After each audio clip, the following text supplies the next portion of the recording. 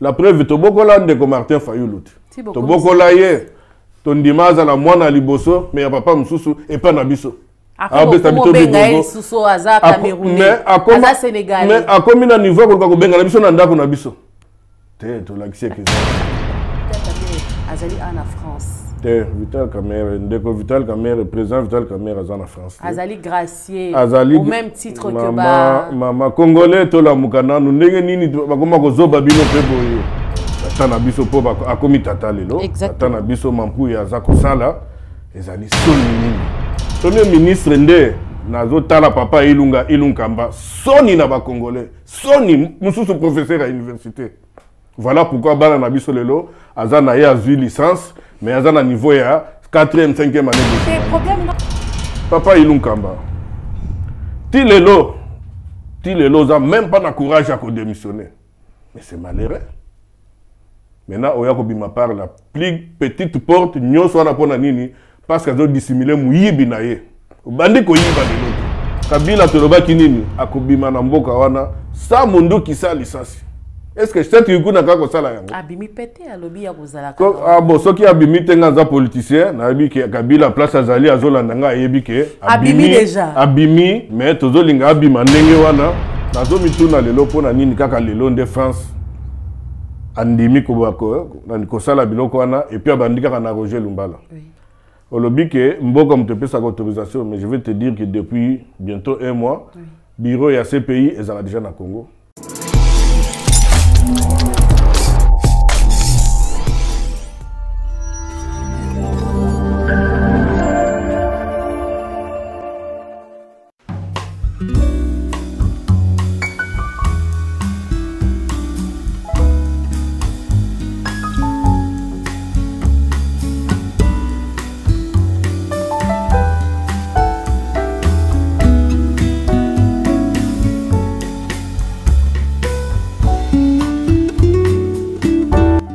Chers téléspectateurs, merci d'être branchés sur Africa Plus 243 pour suivre votre émission Politique Actu. Politique Actu se veut son tout premier numéro de l'année 2021 avec beaucoup de surprises, beaucoup d'invités que vous aurez.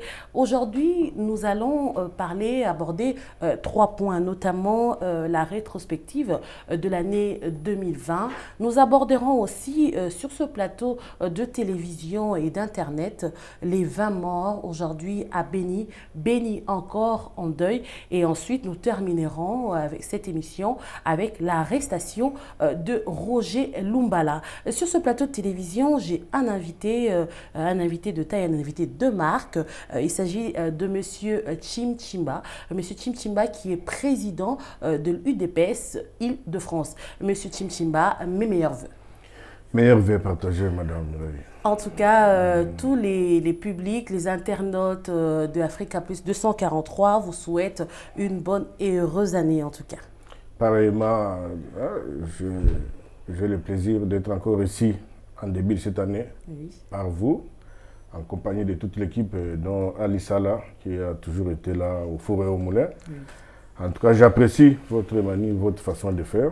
Et je vous encourage de continuer dans ce sens. Vraiment. Nous vous remercions en tout cas de votre disponibilité. Nous rappelons à nos chers téléspectateurs que le président Tchim Tchimba était en tout cas à Kinshasa, où il a passé plus ou moins 3 mois. Et dans ces 3 mois, comment c'était? Là, on rentre déjà dans le vif du sujet. Hein. On parle déjà en tout cas de la rétrospective 2020. Dans les 3 mois, comment ça s'est passé, Monsieur Tchim?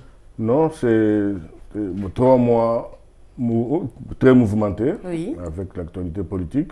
3 mois qui viennent de couronner la fin de l'année 2020, oui, annoncé jadis par le chef de l'État à l'époque comme année d'action, mais qui n'a pas abouti.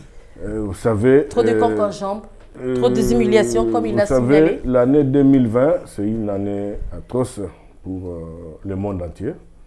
C'est une année où le monde entier a eu à faire face à une pandémie qui jusqu'aujourd'hui n'a pas encore trouvé de solution. Et cette pandémie a fait à ce que la plupart des pays se retrouvent dans des situations très critiques. Je parle bien des pays civilisés, des pays développés. Et comparativement à chez nous, où tout est à refaire, parce que là on est encore hein, en dessous de la barre. Oui. Donc, si les gens pourront commencer à comparer, hein, ou à chercher à savoir pourquoi ça, tel ou tel projet n'avait pas abouti en 2020, bon, moi, à moins d'avoir une très mauvaise foi, mais nous pensons que nous devons d'abord remercier notre Dieu Tout-Puissant, parce qu'il nous a dotés d'un pays, non seulement d'un pays, oui, mais d'un climat qui dépasse tout entendement. Tout le monde entier aujourd'hui est en train de se poser la question, pourquoi les Africains, entre guillemets, ne sont pas tellement touchés par cette pandémie. Oui. Et c'est grâce à ça que la RDC est debout. Et voilà, c'est une pandémie, nous devrions tout faire pour vivre avec. Et nous pensons qu'après le couvre-feu, ou même pendant le couvre-feu, je crois que beaucoup d'atouts, beaucoup de choses sont en train d'être effectuées parce que le chef de l'État a une vision, a de l'amour, de la passion, de la compassion, oui, pour sa patrie et surtout pour ses compatriotes. Très bien. Vous nous suivez donc sur Africa Plus 243 et aussi vous nous suivez sur le net, hein, sur notre réseau. Abonnez-vous pour que notre YouTube en tout cas puisse aller de l'avant. Un grand remerciement à notre boss, hein, Mireille Beauvert, et aussi à Alissa, là, les réalisateurs, et aussi je n'oublie pas Célé Mangaya et toute l'équipe qui est derrière la caméra, qui assure en tout cas ce grand travail. En tout cas, Président, Toko essayer un peu à Rosanna deux langues, hein, pour Talaka Congo, ils ont deux langues. Même Congo, même Chiluba, même Swahili, nous tous sommes vrais patriotes, donc tu y es ma solo. Vraiment. Te retenir na année 2020, Mokondiamboka Poni Bongo informateur. Or, Tolandi, moi, Namboka professeur Mampouya Azalaka, donc Awa Namboka ya France, Aza professeur, un grand professeur de renom. Hier, à lobby Bongo était que président Tshisekedi Azali na Obabengi, il a biaisé les données parce qu'on ne peut pas nommer un informateur en ayant un gouvernement en place. Bongo yo moi Namboka au lobby ndengeni.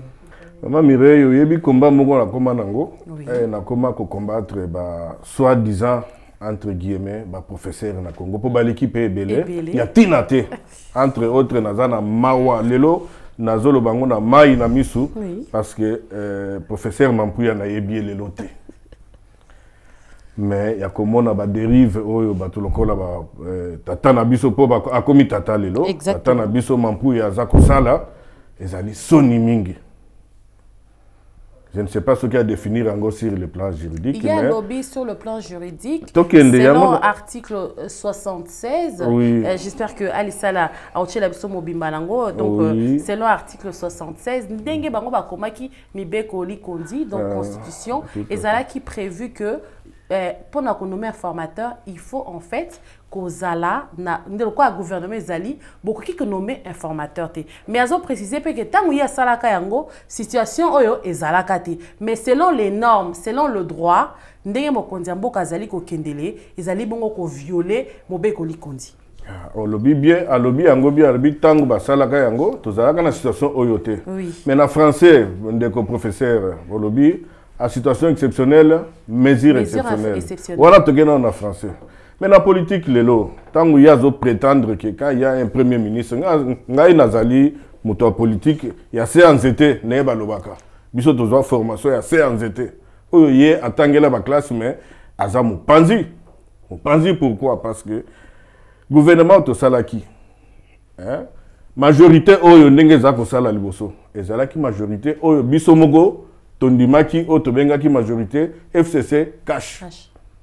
Mais tant que Moukondiamboka lobby que majorité est koufi.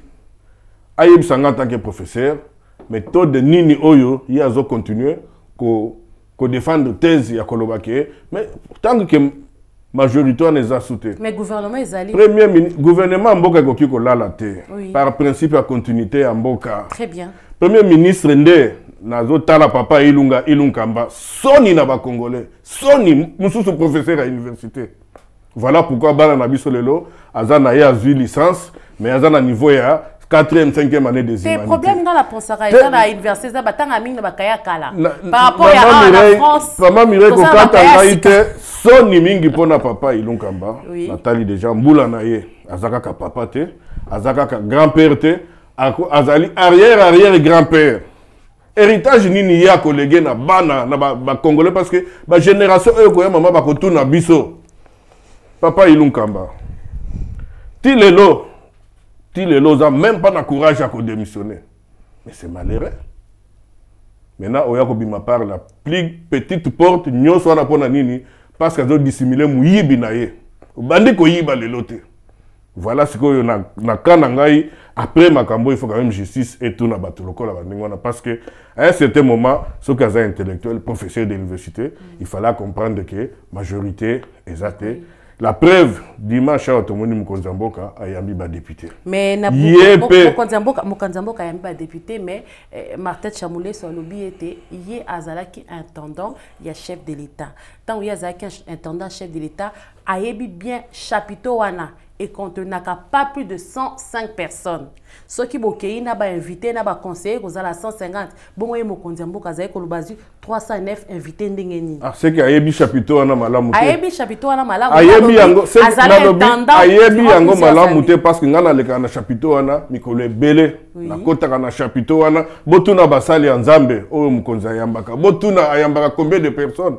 Yalobi en tout cas inga kontaka chapiteau wana sali mbula na mbula ndeko Martin Chamoulé salobi ke ya zaki chef problème ezaka kebele bazali 109 problème ezakunate biso avec toute modestie tolobi boye session extraordinaire et bandi ba député de ba koyebisa biso soki bakendaki na chapiteau to bakendaki te tout simplement soki angote président de la République, papa Nabiso Ilunkamba, président de la République a retiré ordonnance naye. Ce qui a dit ba député te a retiré ordonnance naye oya nomaki yo. Yo yebi yango. Donc ils ont faux débat. Donc le débat est que au jour d'aujourd'hui, chef de l'État sali bango confiance. Ala kisi bango ke tozana mboka kaka moko, mais ba la kisi ke bango ba sa la mboka te. Bazo misale la to ba sa la batu. Alors chef de l'État lobby plus question et cause à la bongo. Tout ça, ce qu'on a besoin de l'eau, na compatriotes, au basali, na volonté, na amour, parce que mboka na biso mama ba kosa binote kosa ka mongo belé. Mais ndekonangai, est-ce que vraiment tout ça na renouvellement il y a classe politique parce que tout le monde a kaka obé batwana moko basala kina kabila. Lelo ba komo lo ba ke ba kombatu il y a union sacrée. Est-ce que vraiment jeunesse o etangi ba kelasi jeunesse o sali lutte durant tant d'années. Est-ce que ba kozana place puisque apparemment union sacrée comme le quoi machine à lessive et zuba politique soukoli bango comme si bango clean. Na ko rassurer ba Congolais que union sacrée jamais cause la machine à lessive. Pourquoi? Parce que mutu nyoso azoya na kata union sacrée azoya pour accompagner politique à chef de l'État. Ça c'est d'abord te makambo poste yango te azoya nanu pour accompagner politique à chef de l'État. Et lelo otangi problème à jeunesse. Oui. Na komi ko sepela pour na komi ko na ba jeune lelo ba komi ko luka ko destin na bango amen. Parce que moi tant on a zala ki jeune les na o lobela makambo oyo il y a changement ya mboga ki mboga zo kende mabe en tout cas ba jeune belé bazali ko sekangai. Mais aujourd'hui nous sommes fiers que non l'obilaire ngai na kozala soute au moins ba jeune belé ba combattre pas wana. Donc action oyo mouvement on a komona ba jeune voilà pourquoi bêtise kozala soute. Olobi bato bazaki na FCC bazaki na ngamu sukuna. En tout cas, je dois applaudir bango parce que ezali prise à conscience. Na ko pese exemple moko tango tozala ki même la deuxième république. Ba 13 parlementaires oba inspira biso. Bazaki bato a perte. Oui. Mais là ba monique pauvre Marshal Mobutu azo kende bien te. Ba bandi ko expliquer azo ka été. Ba telemela ki e. Et bino bozuna bangoika sanji. Problème te. Il faut savoir toujours que pesa ka mutu seconde chance. Ce n'est pas que parce que na union sacrée ce qui au moment qui mututo sala ki boende te. Ou na union sacrée pour se ranger derrière volonté à peuple. Pour peuple lobby, to boyi moyibi de ce ko oyibaki. Oko samba, ce qui bakangi au footy, c'est comme ça. Ndenge zalaka awa. C'est ça que nous voulons. Yango to banda ko bele à chaque fois, biso to linito ya na pouvoir wana, pour to zongisa état de droit na kati ya mboka pour Congolais se sentir quand même que a commis quand même moto. Parce que même sur le plan de dignité, ndenge to le kaka awa neti na pari ya to zali. So ba lobi ngama mire aux congolaises des fois au comme tambola mutu na se. Oui. Voilà. Nous allons passer en tout cas sur cette page rétrospective. Nous parlons à présent de l'actualité. 20 personnes ont été tuées ce matin, donc le 5 janvier à Rwenzori, dans le village des Mwenda, au pied de Mont Rwenzori, où 20 personnes ont été tuées. Et ces 20 personnes ont été tuées, ont été identifiées, les personnes qui ont identifié sont des Ougandais et selon Radio France Internationale, il y a eu aussi la présence des Rwandais sur en tout cas le territoire de Béni qui ont tué aussi les Congolais. Face à cela en tout cas, Monsieur Chimchimba, osomo ate ki bokonzi yango bozu yango me guerre na est aussi la te bande konaso bazo kufa kaka. Merci beaucoup maman la question. D'abord paix na ba ame ya bande kona biso ba congolais oyo ba oti susko kufa. Nazo encourager quand même master nangai camarade nangai bomwana bourgmestre ya Beni Mulekera monsieur Lumbulumbu Sylvain. Tango azo pesa yo ba explication ya biloko wana des fois na malili na nzoto. Pourquoi? Okomona kaka ke bato bazo présenter comme ba étranger ba saka ka bande kona biso. O bazala na kati ya bamboka na biso pona ba intérêt XY. Ceux qui ba ki couvre-feu kozala to mesure mo sécuritaire ozala na kati bango ba bimi libanda. Ceux qui ba ki ba kosala ngo libanda bango ba komi ba bimi libanda ba koti na kati. Ozomona. Mais pourquoi vous arrivez à identifier Voilà pourquoi to lobi ke ezali guerre moko ezala ki alimenté pona ba intérêt pécuniaire pona batuba ba kotsa mbongo na ba poche na bango. Oui. Parce que muto akoko osala mabe na ndako na yo te soki yo moko fongoli porte te. E bato afongola porte ya bitumba ya mboka na biso wana ezaka biso moko ba congolais. Bazaïwa à l'époque d'ailleurs.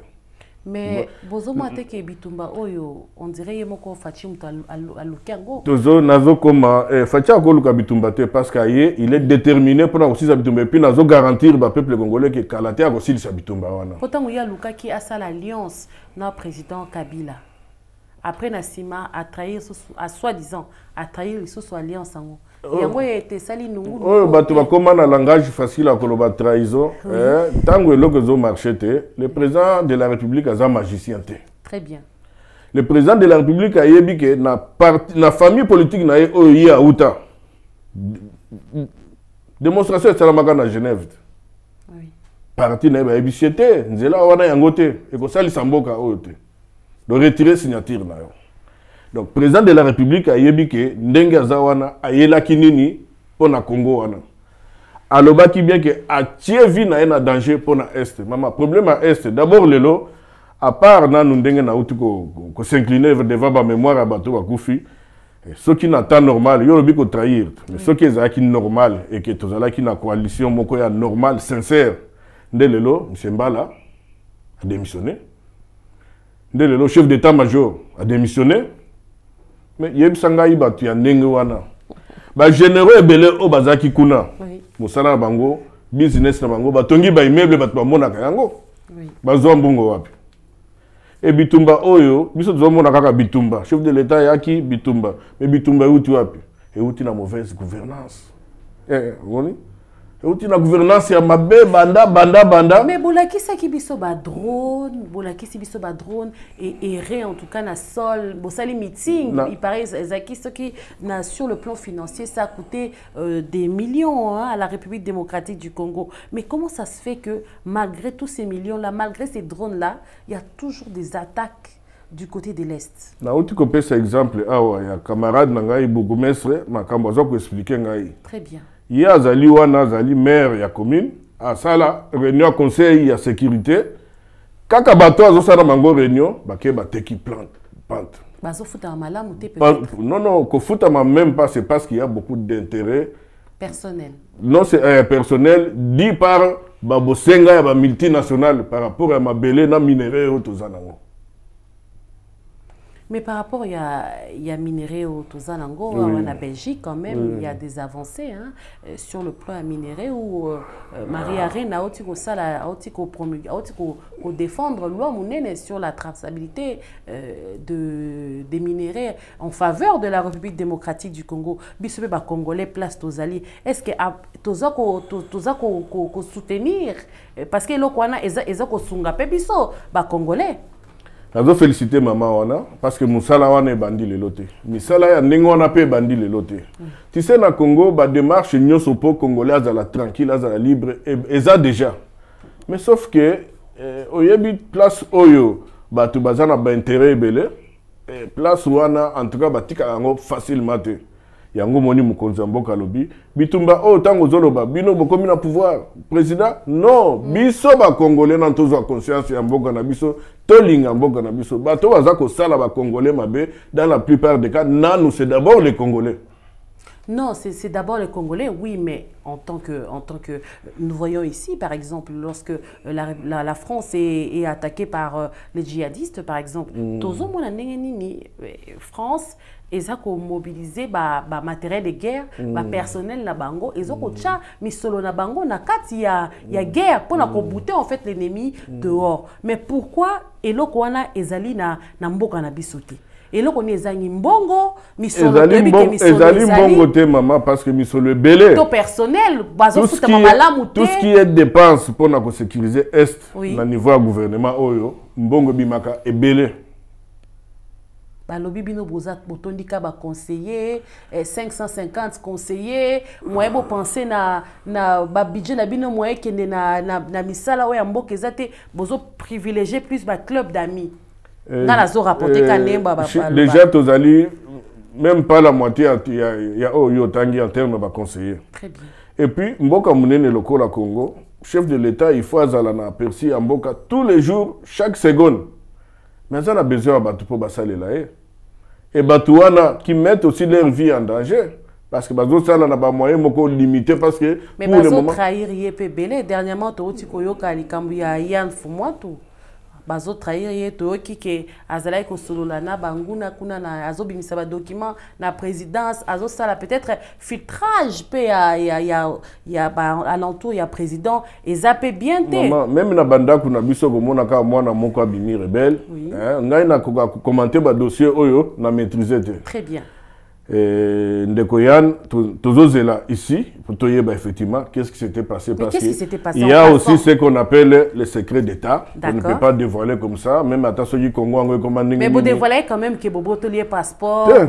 Ça veut dire que Tango Lingo Bima. Très bien. Tango Zolingo Bima, Ozali, Mossali à l'État, il faut Zalanama Makoki, ça veut dire autorisation Bilogonyo sous permettre Yo Bima. Alors, est-ce qu'il y a une autorisation de sortie? Ce qui est Zalaki. Yango Toyeba, pourquoi Abima quitté? Mais ce qui est là quitté, pourquoi il n'y a pas Abima sans autorisation? Ça est comme relevé dans Dengue ya Bomoto, dans Dengue ya fonctionnement ya Batu. Nous ici, tous les la pour le Congo. Alors, tout ça a une particularité. Très bien. Parce que biso Togoleka, il faut tout ça de façon que Congo ana, maman, moi biso to Congolais, nous ne méritons pas vie autovaga, surtout les bandas, surtout nakati que les lots congolais moko vandi, bana mo ba vandi ba ebité so ba kolia.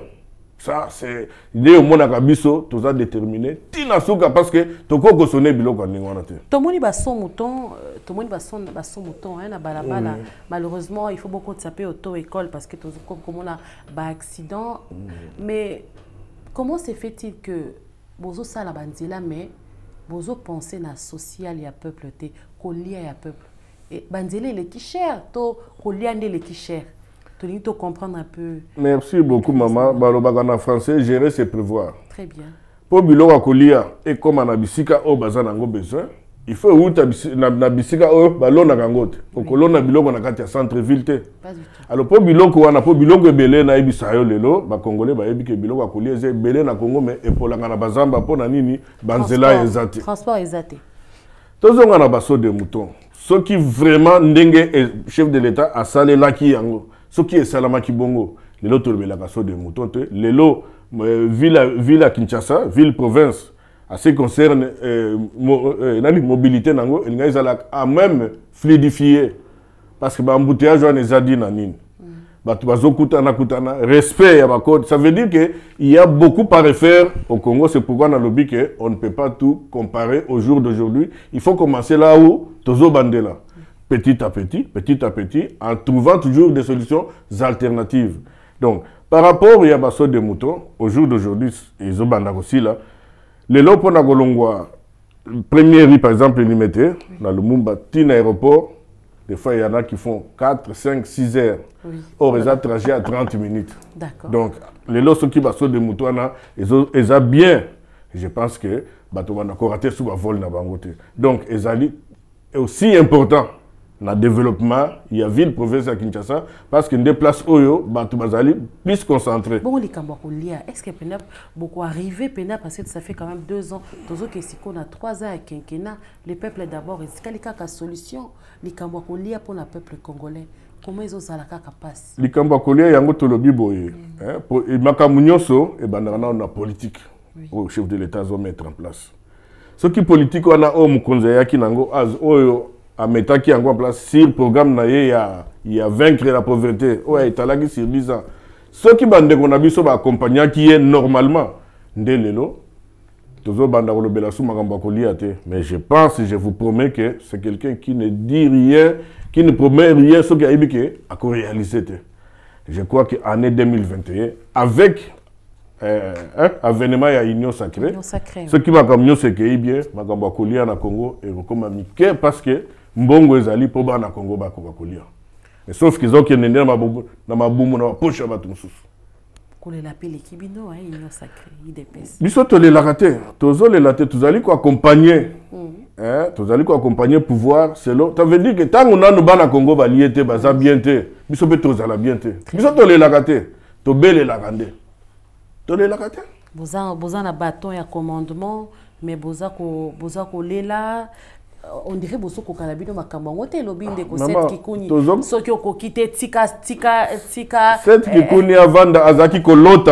avez dit que peut-être un jour à déboulonner le système à Kabila. Mais il y a 2 ans, il fallait être de mauvaise foi. Kabila toloba kinini akobima na mboka wana sa mundu kisali sasi. Est-ce que cette qui n'a pas ça là? Abimi pété à lobby à Bozala. Ah bon, ceux qui abimi tenga politicien, na abi que Kabila place azali azolanda yebi que abimi déjà. Abimi, mais tozo linga abima ndenge wana pona honneur na biso ba congolais.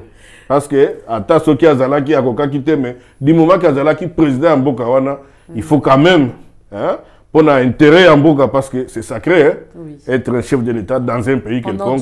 Voilà, tout le monde a ancien chef de l'État, n'est pas Boma Bango et même la Mababe. Alors Kabila, ce qui a zoté à l'angaï, Ayebike, Ayeba qui n'est déjà Kazala qui soute. Biso to Yebaki. Tant que Zoloba, Maman Yolba qui n'a pas Binoba Jalelo liste. Biso za bato ajale lote. Musa na biso yango wana toyoki to zo risque ba vie na biso pona ajale lote. Kokoko yo kate to. Ngana za génération ya bato ya bana oyo na tikala ko yeba nzala na ndako te même fufu na pondio ka ozanga te. Na tikala okele la kende classe te po minerval les akite po même ba matériel didactique zo vous na classe. Exactement. Et comment vous allez me dire aujourd'hui to zo produire plus de 3 fois que autres vont produire erwana bana na biso jeunesse na biso relève na biso batanga te et biso to vendre maboko croisé non nous allons nous atteignons en tout cas lentement mais sûrement la fin de notre émission. Un grand remerciement à toute l'équipe qui est derrière la caméra, un grand remerciement à la #1 Mireille Bouvert en tout cas, et un grand remerciement aussi au faiseur de roi Ali Salah. Président, le 29 décembre, Monsieur Roger Lumbala a été interpellé à Paris. Il est placé en détention à la prison de santé en France. Et cela pour le compte de Mapping. Tous ces hommes et femmes qui ont commis des crimes de 1998 à 2003. Président Toyebi que Batouana basala qui na 1+4. Tant que sali na gouvernement, tant que bolobi na batuke ba rendre mandoki. Donc baza lavé. Mais pourquoi? Parce que bako kanga batona te sans autorisation à Congo, pourquoi ba permettre arrestation à batouana au bazaka ba seigneur de guerre kala. Lelo ba koma ko sa ela mboka pourquoi Congo a permettre arrestation? Merci beaucoup, maman. Il faut que dans la matière de droit, surtout le droit international, le crime contre l'humanité est imprescriptible. Donc, ils ont délété. Yo vandi, olobinga na komi na zumi nduki pona bomba batu. Yo mtokela bango. Ça c'est de 1 d'abord. Et puis de 2, bon, tokozongela wana. Nazo mituna lelo pona nini kaka lelo de France. Andimi kobako na kosala biloko wana et puis abandika na Roger Lumbala. Oui. Olobi ke mboka mtepesa autorisation, mais je vais te dire que depuis bientôt 1 mois, bureau ya CPI ezala déjà na Congo. Sur aval, il y a l'autorité à mboka ya Congo. Mais kanga kamotuté. Non, depuis 1 mois na utuko yebisa yo. D'accord. Et ya kité pona osakana. Et ya ki pona koyeba parce que tozolo makambo ya est out. Et utika na biloko wana. Tant qu'il y aura de l'impunité, makambo ne kosila te. Mais tant qu'il y aura de l'impunité, mais ndeko tambo mwamba popi ya. Tozo koma mama na yebisi yo na moni na kati ya liste. Mais azo continue ko diriger Sénat na kati ya liste wana. Oui. Oh, il y a rapport mapping na pesi na ndeko Mukwege. Merci parce qu'il a beaucoup insisté. Na batu nyoso oba insisté. Na biso nyoso na ba combattants résistants. Oh bazaka awa libanda partout. Tout le monde a collé la peau na biloko wana. Yango na ebisaka batu kaka ke avant toko wana il faut na état de droit oyo biso to belaki to banda koya. Voilà pourquoi nazo alerter sous bande ko na biso o bazana ko traîner les pas, les indécis. Boya na union sacrée, mutu na mtoya ko laksa ni naza capable pour l'intérêt en boka.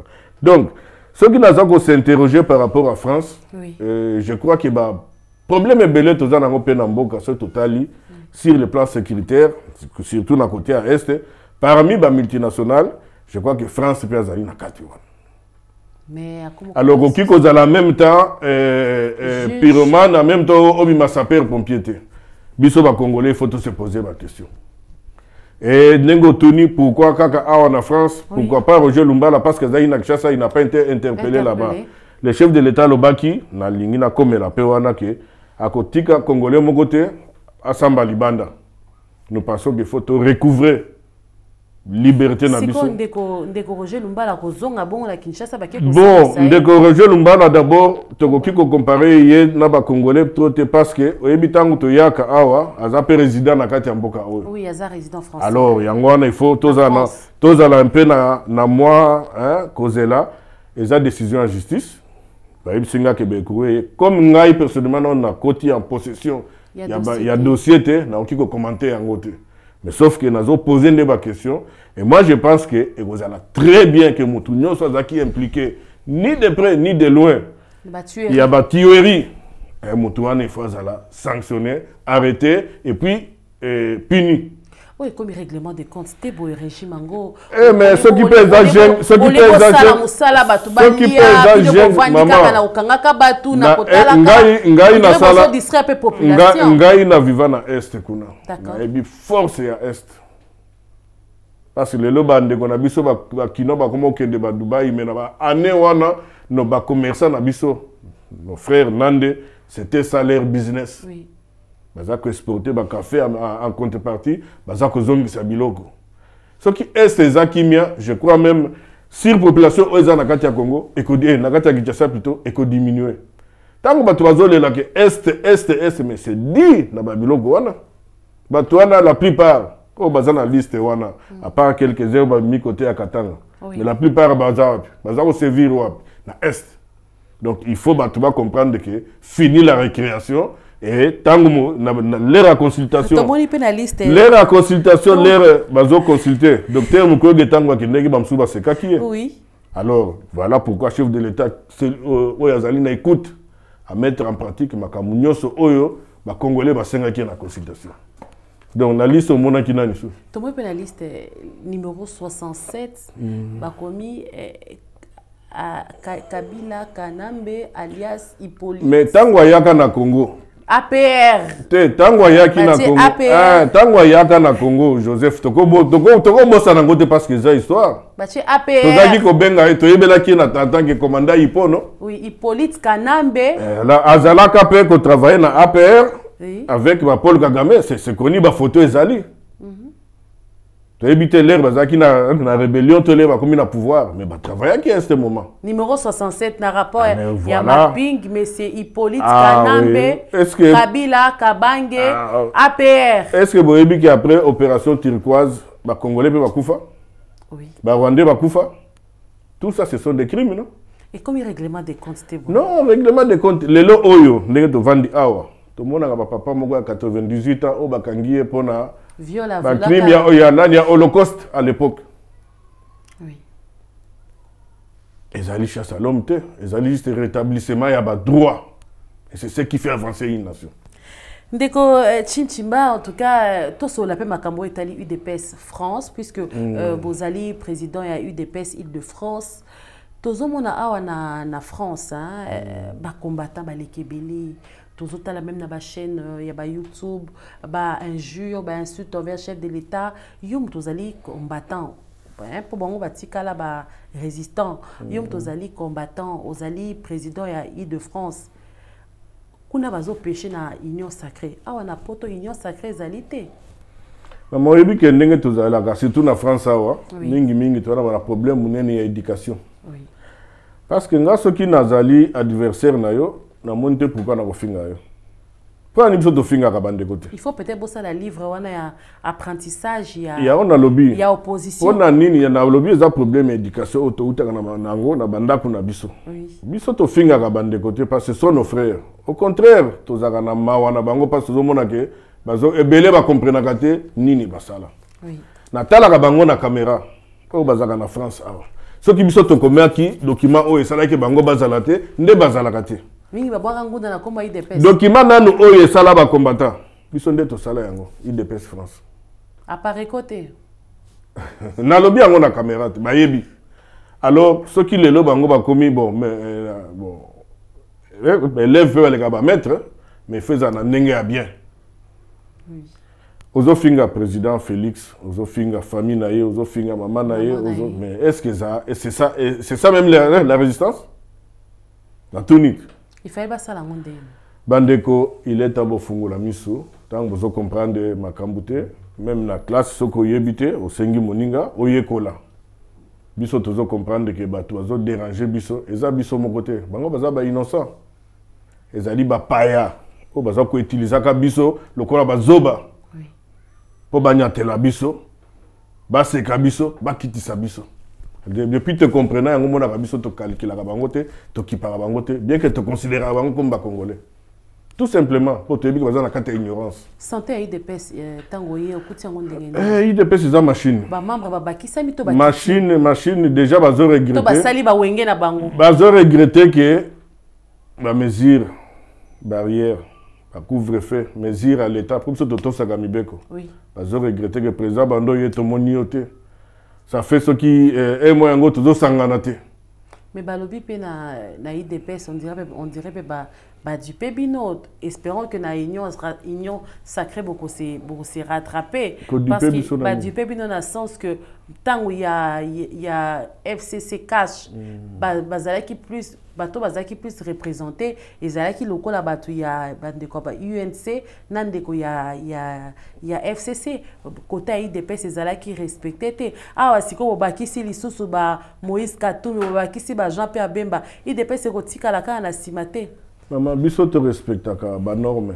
Oui. Tu respectes la norme. Ndenge tozalaki na majorité FCC cash. Oui. FCC zaki largement majoritaire. Je parle sur le plan institutionnel. Et biso tokaki ko wela te. Yango to pesaki bandeko confiance ya bon boza ebele boya to ça la majorité et pesa chef de l'État moyen yako faire fonctionner mboka. Bakanisaki bazaki ebele biso mukete.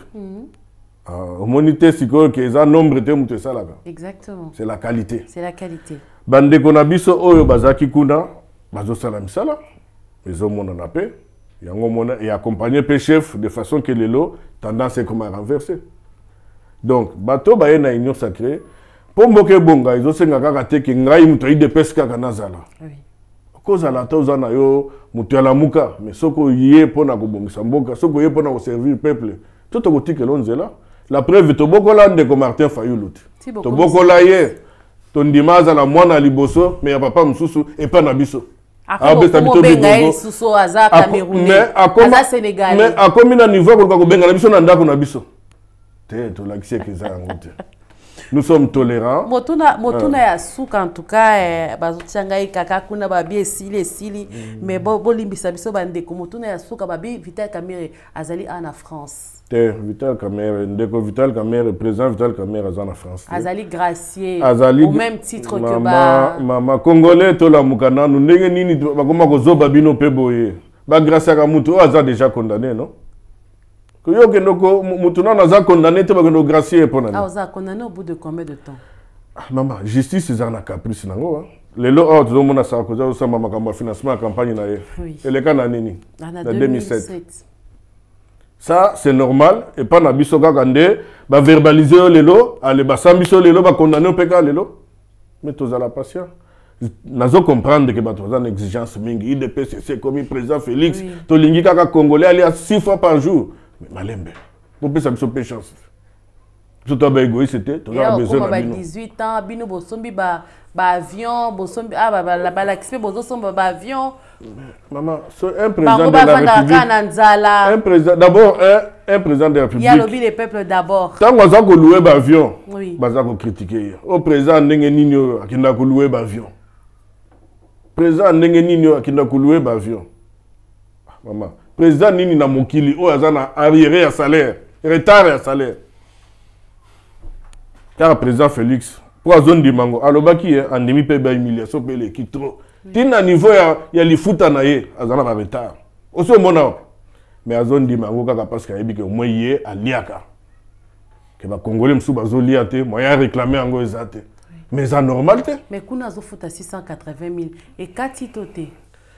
Eza yete mutafutaka. Et kokata pete na moni. Eza yete mutafutaka d'abord. Ministère à finance. Eza yete mutafutaka. Et puis condition wana ya ke bambongo wana ebima obiso tozo sepela na ngote. Oui. Boyebi esika yuta et pas bato balingi mboka te.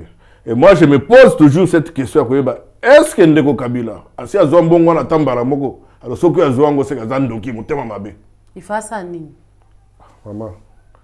Avec mbongo nyoso yaza nango. Et que les Congolais me soubazoliate, ce qui a mbongo wana. Voilà pourquoi moi je parle.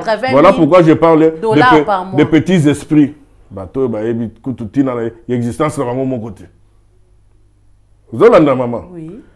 Congo ba Congolais bazo souffrir, ngazaka mutu na zana cité. Tambola na cité. Bon, dans le bakango comme ça na mona moko a 6 ans, na basse moko muke na manga 6 na 4. Mais moi je me dis, moi nanga moko azali na tchata oya 14 ans na tchata oya 14 ans ça compter ma mikolo. Est-ce que moi na 14 ans ceux qui le long na bimbo va te débrouiller en France à Osani? Ba okanga yo papa. Ba ya ko le côté na das tout ça. Donc à cause à côté na réflexe c'était que na ki nuluka manga pona teka. Alors vous imaginez ce que mutu lokola quand je vois des histoires comme ça et que na moni yo un ancien chef de l'État aucun de vous 680 000 $ par mois. Chaque les 30. Dans le minute à ça zui hein. Wane zali oyo ya zui sans compter ba moyen logistique oyo kende par rapport ya vie na ye. Yango na lobi soki azwaka yango. Oui. Voilà pourquoi j'ai dit les amawa mingi pona biso ba congolais ya kondima makam susu. Bon accord ekufi mais ya zozwaka ndeni. Te accord ekokufa eza accord te muto pesa ki mbongo wana. C'est le parlement congolais. Mutu ba décidaki pona et puis tu vas créer les statuts spécial pour dire que bon aux alaki na mboka oyebi makambo mingi ya mboka oyo kosala sous politique activité mboka ko zana besoin na yo pona ba conseil mais yo mtolingo conseiller bato comment conseiller bato baliete l'égoïsme. Bon, voilà, je me la réponse. C'est un peu ça. Merci, chers téléspectateurs, de nous avoir suivis. Vous avez donc été nombreux à nous suivre. Vous êtes bien sûr Africa Plus 243. Vous nous suivez sur Bleusat et sur YouTube. Merci en tout cas. Vous avez été nombreux. Merci pour vos suggestions, vos remarques. Il y a un numéro juste à côté qui est affiché. Nous attendons. Merci à la grande équipe technique et aussi à la grande équipe rédactionnelle. Quant à moi, je vous retrouve dans la même chaîne. Surtout ne zappez pas.